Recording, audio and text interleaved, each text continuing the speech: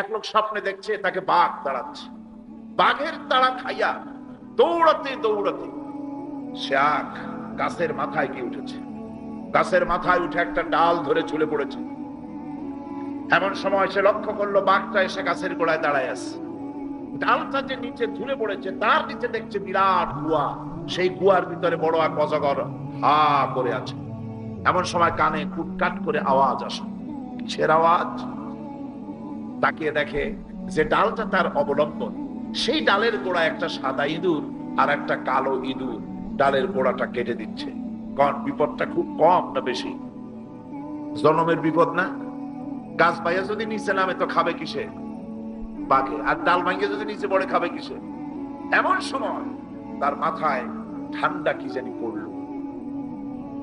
উপরের দিকে তাকাইছে। উপরে তাকালে সাধারণত মানুষের মুখ হা হয়ে যায়, আর যদি দাঁত না থাকে তাহলে জানলা খোলা গাড়ির মতো হয়ে যায়। উপরের দিকে তাকাইছে, মুখটা হা হয়ে গেছে। আর অমনি উপরে ছিল মধুর চাক, সেখান থেকে ফোটা ফোটা মধু পড়তেছিল, সে মধু চাটতেছে। এমন সময় তার ঘুম ভেঙে গেল। এক বুজুর্গ ব্যক্তির কাছে গিয়ে বলছে, হুজুর, এই রকমের একটা মারাত্মক স্বপ্ন দেখেছি, অর্থ কি কিছুই বুঝলাম না। আল্লাহর বান্দা বুজুর্গ ব্যক্তি বলছেন, তুমি যে স্বপ্ন দেখেছো এটা তোমার একারও স্বপ্ন নয়, আর এটা স্বপ্ন নয়, এটা হলো বাস্তব। তামাম পৃথিবীর সমস্ত মানুষের জন্য এইটাই হলো বাস্তবতা। তোমার পেছনে যে বাঘ দৌড়াচ্ছিল এটা বাঘ নয়, এটা হচ্ছে হযরতে আজরাইল আলাইহিস সালাম। প্রত্যেকটি মানুষের পেছনে ঘুরছে, সময় এলি তার জান কবজ হয়ে যাবে। তুমি যে ডালটা ধরে ঝুলেছিলে ওই ডালটি হচ্ছে তোমার হায়াত। আর ডালের গোড়া কাটতেছিল সাদা ইঁদুর আর কালো ইঁদুর। সাদা ইঁদুর হলো দিনের প্রতীক, কালো ইঁদুর হচ্ছে রাতের প্রতীক। দিন আর রাত তোমার হায়াতের রশিগাছা কুটকুট করে আস্তে আস্তে করে কেটে দিতেছে। আর নিচে যে কুয়া ছিল সাফ হা করে আছে, এটা হলো তোমার কবর। এর মধ্যে তুমি যে মাথার উপরে ঠান্ডা কি পড়লো, উপরে হা করলে মুখের ভিতরে মধু পড়লো, সেই মধু চাটতে চাটতে কবরের সাপের বিপদের কথা বলেছো, বাঘের বিপদের কথা বলেছো, ডাল ভেঙে পড়বে সে বিপদ বলেছো। এই মধু হচ্ছে তোমার সুন্দরী স্ত্রী, এই মধু হলো দুনিয়া, এই মধু গাড়ি, এই মধু বাড়ি, এই মধু ক্ষমতা, এই মধু প্রতিপত্তি, এই মধু হচ্ছে তোমার ব্যবসা বাণিজ্য। দুনিয়ার মোহে তোমাকে এত বড় বিপদ থেকে তোমাকে ভুলাই দিয়েছে মানুষ। এই দুনিয়া তাকে ভুলাই রেখেছে। আল্লাহ পাক মানুষকে সতর্ক করে দিচ্ছেন, ওয়াল আসরি ইন্নাল ইনসানা লাফি খুসর। আল্লাহ পাক বলেন, আমি এতগুলি কসম করে বলছি, ইন্নাল ইনসানা লাফি খুসর, নিঃসন্দেহে অবশ্যই মানুষের জীবন ক্ষতিগ্রস্ত। মানুষের জীবন কি ক্ষতিগ্রস্ত? কে বলতেছেন কথা? আল্লাহ পাক। লক্ষ্য করেন, আগে তো আল্লাহ পাক কসম করলেন কতগুলা, তারপরে আবার বলছেন ইন্না, নিঃসন্দেহে, নিশ্চয়ই। এরপরে আবার লাফি, ফিয়ের আগে যে লাম লাগানো হয়েছে এটা হচ্ছে লামে তাকিদ। অবশ্যই মানুষের জীবন কি জোরে কন ক্ষতিগ্রস্ত। কে বলতেছেন? আল্লাহর বান্দা বুজুর্গ ব্যক্তি বলছেন, তুমি যে স্বপ্ন দেখেছো এটা তোমার একারও স্বপ্ন নয়, আর এটা স্বপ্ন নয়, এটা হলো বাস্তব। তামাম পৃথিবীর সমস্ত মানুষের জন্য এইটাই হলো বাস্তবতা। তোমার পেছনে যে বাঘ দৌড়াচ্ছিল এটা বাঘ নয়, এটা হচ্ছে হযরতে আজরাইল আলাইহিস সালাম। প্রত্যেকটি মানুষের পেছনে ঘুরছে, সময় এলি তার জান কবজ হয়ে যাবে। তুমি যে ডালটা ধরে ঝুলেছিলে ওই ডালটি হচ্ছে তোমার হায়াত। আর ডালের গোড়া কাটতেছিল সাদা ইঁদুর আর কালো ইঁদুর। সাদা ইঁদুর হলো দিনের প্রতীক, কালো ইঁদুর হচ্ছে রাতের প্রতীক। দিন আর রাত তোমার হায়াতের রশিগাছা কুটকুট করে আস্তে আস্তে করে কেটে দিতেছে। আর নিচে যে কুয়া ছিল সাফ হা করে আছে, এটা হলো তোমার কবর। এর মধ্যে তুমি যে মাথার উপরে ঠান্ডা কি পড়লো, উপরে হাত পড়লে মুখের ভিতরে মধু পড়লো, সেই মধু চাটতে চাটতে কবরের সাপের বিপদের কথা বলেছো, বাঘের বিপদের কথা বলেছো, ডাল ভেঙে পড়বে সে বিপদ বলেছো। এই মধু হচ্ছে তোমার সুন্দরী স্ত্রী। এই ইসলামের আগমনের একমাত্র উদ্দেশ্য হচ্ছে ইমানের দাওয়াত দেওয়া। কিসের দাওয়াত দেওয়া? কোরআনের ভাষায় শুনুন, কোরআনের ধারক বাহক সম্পর্কে আল্লাহ রাব্বুল আলামিন কোরআনে কারীমের মধ্যে বলেছেন, রব্বানা ইন্নানা সামি'না মুনাদিয়ান ইউনাদি লিল ঈমান। হে আমাদের রব, নিশ্চয়ই আমরা এমন একজন আহ্বায়কের ডাক শুনেছি, এমন এক আহ্বায়কের ডাকে আমরা সাড়া দিয়েছি যিনি আমাদেরকে ঈমানের আহ্বান করেছেন, যিনি আমাদেরকে ঈমানের ডাক দিয়েছেন, তিনি হচ্ছেন নবী মুহাম্মদ রাসূলুল্লাহ সাল্লাল্লাহু আলাইহি ওয়াসাল্লাম। কোরআনে হাকিম এক সুস্পষ্ট সীমারেখা টেনে পৃথিবীর মানুষকে দুটো শ্রেণীতে বিভক্ত করে দিয়েছে। পৃথিবীর মানুষ মূলত দুই শ্রেণীতে ভাগ। কয় শ্রেণী? নারী আর পুরুষ নয়, সাদা আর কালো নয়। মূলত পৃথিবীর মানুষকে দুইটা ভাগে বিভক্ত করা হয়েছে। এক হচ্ছে ঈমান আনয়নকারী, ঈমান পোষণকারী, আর এক হচ্ছে অবিশ্বাসী। এই দুইটা শ্রেণী পৃথিবীতে। কয়টা শ্রেণী হলো? দুটি শ্রেণী। ঈমান পোষণকারী যারা, তারা হচ্ছে সত্যশ্রায়ী, তারা জ্ঞান এবং নূরের সম্পদে তারা ধন্য। আর যারা অপর দলটি যারা, তারা হচ্ছে মূর্খ, হেদায়েতের রাস্তা তাদের জন্য অবরুদ্ধ। আর যারা ঈমান এনেছে তাদের জন্য হেদায়েতের রাস্তা উন্মুক্ত। এই দুটি ভাগ সম্পর্কে, দুটি দল সম্পর্কে আল্লাহ পাক কোরআনে কারিমে বলছেন, মাসালুল ফারিকাইনি কাল আ'মা ওয়াল আসাম্মি ওয়াল বাসীরি ওয়াস সামি' হাল ইয়াস্তাবিয়ানি মাসালান আফালা তাযাক্কারুন। এই দুই শ্রেণীর লোকদের দৃষ্টান্ত এরূপ, যেমন একটি লোক কথাও বলতে পারে, কানেও শোনে, আর অপর লোকটি কথাও বলতে পারে না, কানেও শোনে না। এই দুইটি দৃষ্টান্ত হচ্ছে ঈমান আনয়ন, ঈমান পোষণকারী আর অবিশ্বাসী। এই দুজনের জন্য এই দৃষ্টান্ত দেওয়া হয়েছে। এরপরেও কি তোমরা এর থেকে উপদেশ গ্রহণ করবে না?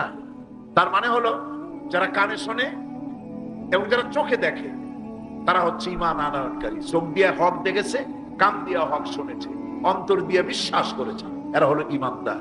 আর যারা বেঈমান, তারা দেখেও দেখে না, শুনেও শোনে না, আকাশ দেখে কয় ওটা একটা নীলা নীলা দেখা যায়, আসলে আকাশ বলতে কিছু নাই। স্রষ্টা সম্পর্কে ধারণা, স্রষ্টা বলতে কিছু নাই, স্রষ্টা মানুষই সৃষ্টি করছে। পৃথিবীর সম্পর্কে তাদের ধারণা যে এই পৃথিবীটা একটা অ্যাক্সিডেন্টের ফল।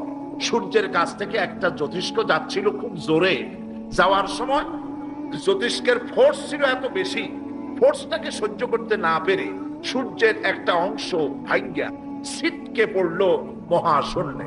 তারপরে ঘুরতে লাগলো, ঘুরতে ঘুরতে একদিন পৃথিবী হয়ে গেল। তাহলে বোঝা গেল, ওই জ্যোতিষ্ক যদি সূর্যের কাছ থেকে জোরে না যাইতো, তাহলে সূর্যের একটা অংশ ভেঙে পড়তো না মহাশূন্যে, আর ঘুরতে ঘুরতে দুনিয়াও হইতো না, ঢাকাও হইতো না, মতিঝিল হইতো না, বক্তৃতাও শুনতে পারতাম না। কি পাগলামি! কত বোতল খাওয়ার পরে যে এই চিন্তা তারা করে, আল্লাহ পাক কি ভালো জানে। সুতরাং ঈমান ও কুফরের মধ্যে পার্থক্যের ফলে গোটা মানব জাতির মধ্যে সুস্পষ্ট ভাবে পার্থক্য সূচিত হয়ে গেছে। ঈমান এবং বেঈমান এর মধ্যে পার্থক্য হয়েই গেছে। কোরআনে কারিমে রব্বুল আলামিন বলেন, লা ইকরাহা ফিদ্দীন ক্বাদ তাবায়্যানার রুশদু মিনাল গাই। দ্বীনের ব্যাপারে কোনো জোর জবরদস্তি নাই, আর হেদায়েত আর গোমরাহি একে পৃথক করে দেওয়া হয়েছে। হেদায়েতের পথ কোনটা আর গোমরাহির পথ কোনটা, কোনো প্রচ্ছন্ন নাই, কোনো অন্ধকার নাই, খুব স্পষ্ট করে মানুষের সামনে তা তুলে ধরা হয়েছে। ফামান ইয়াকফুর بالطاغوت ويؤمن بالله فقد রব্বুল আলামিন বলে দিলেন, কোরআনে কারীমের আয়াত নাযিল হয়ে গেল, ফালা ওয়া রাব্বিকা লা ইউমিনুনা হাত্তা ইউহাক্কিমুকা ফীমা শাজারা বাইনাহুম ثم لا يجدوا في أنفسهم حرجا مما قضيت ويسلموا تسليما। হে নবী, আপনার আল্লাহর কসম, আপনার রবের কসম, সে ব্যক্তি মুমিন নয়, সে ব্যক্তি মুমিন নয় যে ব্যক্তি আপনি ফয়সালা দেওয়ার পর, আপনি সিদ্ধান্ত দেওয়ার পর ওই সিদ্ধান্ত মেনে নিতে এতটুকু দ্বিধা দ্বন্দ্বে ভোগে, মানতে পারে না, সন্দেহ পোষণ করে, আপনার আল্লাহর কসম সে ব্যক্তি মুমিন না। আল্লাহ রাব্বুল আলামিন জানিয়ে দিলেন, নবী গো আপনি বলে দেন, হযরত ওমর কোন মুসলমান হত্যা করেনি, হযরত ওমর যাকে হত্যা করেছে সে হলো মুনাফিক। আল্লাহ সেই বিচারে খুশি হয়ে গেছেন। কলেমা পড়ার পর, মুসলমান দাবি করার পর আল্লাহর দেওয়া অর্থনীতি, সমাজনীতি, রাজনীতি যারা মানতে রাজি না, ওদেরকে এই জমিনে বসবাস করার কোন অধিকার আল্লাহ দিতে চান না। অর্থাৎ মুনাফিক হওয়া চলবে না। দুটো পথ আছে, হয় কাফের হও, না হয় মুমিন হও, মাঝখানে থাকতে পারবে না, মুনাফিক হতে পারবে না। দুই পথের যে পথে খুশি সে পথে চলে যাও। হয় ইসলামকে বাদ দাও, ইসলাম পছন্দ হয় না, আল্লাহ পছন্দ হয় না, রাসূল পছন্দ হয় না, চলে যাও, বেরিয়ে যাও। আছে না এমন? আছে না লোকজন ইসলাম ভালো লাগে না, ইসলাম পছন্দ হয় না, আবার তারা বলে কয় যে জনগণের কোমল হৃদয়, তাদেরকে, তাদের কোমল ভাব অনুভূতিকে ধর্মের নামে রাজনীতি করে ব্যবহার করা হয়। জনগণের হৃদয় তো কোমল থাকবেই, কোমল হওয়া স্বাভাবিক, নরম হওয়া স্বাভাবিক, যেহেতু জনগণ হলো ইমানদার, দিনদার। আর যারা এই কথা বলে তারা জেনাকার, মৎখর, বদমাশ, কলিজা কঠিন, তাই কোরআনের আওয়াজ তাদের কলিজায় পৌঁছায় না।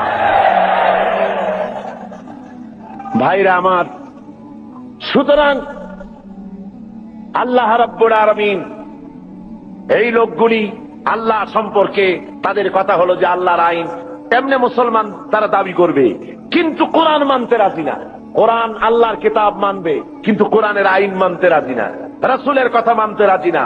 আল্লাহ রাসূলকে ছেড়ে দিয়ে কার্ল মার্কসের গোলাম হবে, মুহাম্মদ সাল্লাল্লাহু আলাইহি ওয়াসাল্লামকে বাদ দিয়ে লেনিনের গোলাম হবে, পছন্দ হয়, কিন্তু রাসূলের গোলামি পছন্দ হয় না। যদি তাই হয় অবস্থা, তাহলে আল্লাহ নোটিশ দিয়েছেন। কি দিয়েছেন বলুন? কি দিয়েছেন? আল্লাহ রাব্বুল আলামিন বলেন, ইয়া মাশারাল জিন্নি ওয়াল ইনস, হে মানুষেরা আর হে জিনেরা, ইন ইসতাতা'তুম আন তানফুযু মিন আকতারিস সামাওয়াতি ওয়াল আরদ فانفذوا لا تنفذون إلا بسلطان। আমার ইসলাম যদি ভালো না লাগে, আমার কোরআন যদি পছন্দ না হয়, আমার নবী যদি ভালো না লাগে, বেরিয়ে যা আমার আকাশের নিচের থেকে, আমার জমিনের উপর থেকে বেরিয়ে যা, চলে যা। ইসলাম ভালো লাগে না, রাসূল ভালো লাগে না, কোরআন ভালো লাগে না, বেরিয়ে যা।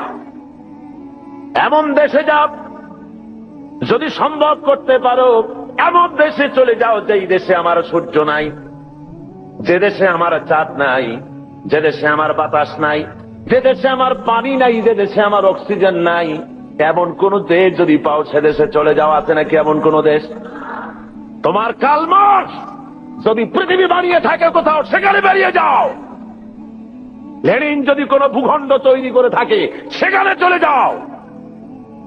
আল্লাহর আকাশের নিচে, আল্লাহর জমিনের উপরে বাস করবা, আল্লাহর দেওয়া পানি খাবা, আল্লাহর বাতাস দিয়ে অক্সিজেন গ্রহণ করবে, আল্লাহর জমিনের ধান খাবে, আল্লাহর গাভীর দুধ খাবে।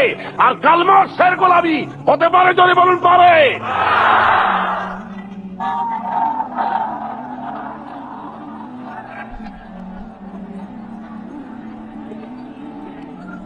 ভাইরা আমার,